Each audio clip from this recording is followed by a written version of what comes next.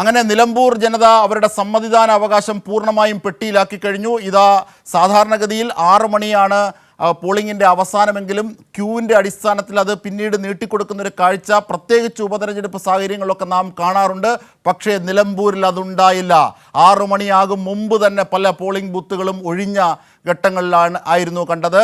ഇതാ പോളിംഗ് സമയം അവസാനിച്ചു. ആ 6 മണിക്ക് തന്നെ എന്തായാലും പോളിംഗ് സാമഗ്രികളൊക്കെ ഒതുക്കി സീൽ ചെയ്യുന്നതിലേക്ക് ഉദ്യോഗസ്ഥർക്ക് പോകാനായി എന്നുള്ളതാണ്. അതിൻ്റെ മലയാളം എന്നത് പോളിംഗ് ശതമാനം കഴിഞ്ഞ തവണത്തെ അപേക്ഷിച്ച് കുറഞ്ഞു എന്ന് തന്നെയാണ്.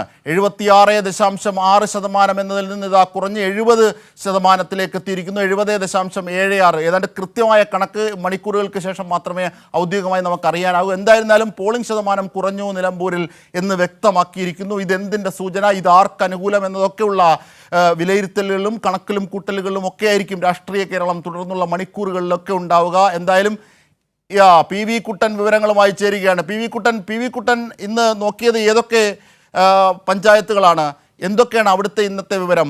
പോളിംഗ് ശതമാനത്തിൻ്റെ ഏറ്റവും പുതിയ ചിത്രം ഒക്കെ പി വി കുട്ടൻ.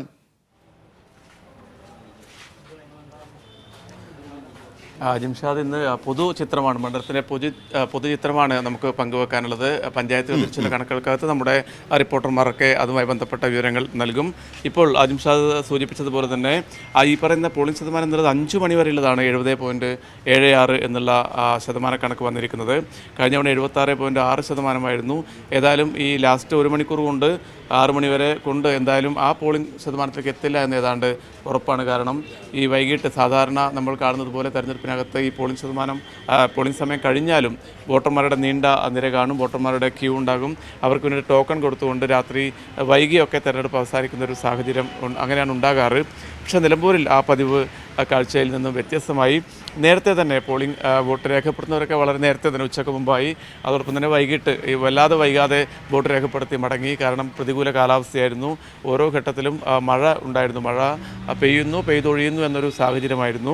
പക്ഷേ ഏതായാലും ഈ 76.6 എന്നുള്ളൊരു പോളിംഗ് ശതമാനത്തിലേക്ക് തീർച്ചയായും 76.76% എന്നതിൽ നിന്ന് കുറഞ്ഞ് 70.76 ചുരുങ്ങുകയാണ് പോളിംഗ് ശതമാനം.